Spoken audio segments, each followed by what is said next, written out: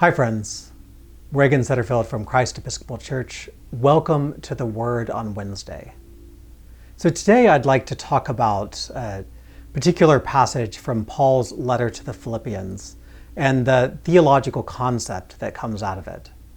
So Paul is writing to the church in Philippi, and there's been some conflicts in the church, as there are in many churches then and now. And people have been trying to advance their own interest, to get their own way. And Paul, of course, will have none of that. And he's trying to help the church to understand how to relate together and as a reconciled and reconciling community. And he tells the Philippians that they should not look to their own interest, but instead look at the interests of others, to try to take on that golden rule of do unto others as you would have them do unto you. But he takes it a step farther, and he says that they should have the same mind that was in Christ Jesus. And he goes on to explain exactly what that mind was, and he uses a hymn, kind of a poem, that may be something that Paul himself created, or it could be something that was already in circulation as a hymn in the early church. But we now know it as the kenosis hymn in Philippians 2. And what Paul says in that hymn is that even though Christ was in the form of God and had equality with God, that Christ emptied himself, taking the form of a slave. And that term, emptied himself, comes from, is the term kenosis. And that's why we call this the kenosis hymn. And that gets introduced into theology as a pattern of life that we are all invited into.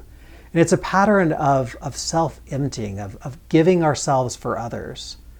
Because it's in that we can then no longer look to our own hopes and dreams and desires that are just selfish and just for us, but instead join in God's work of love and reconciliation that is extended towards the world. And in the self-emptying, it's not the kind of self-emptying that comes from someone who's just giving and giving and giving and is depleted. That's not at all what Paul means by this.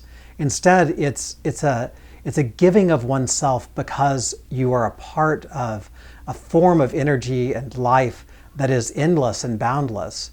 You know that Christ was able to offer himself because he had his life was rooted in the endless energy and offering of God.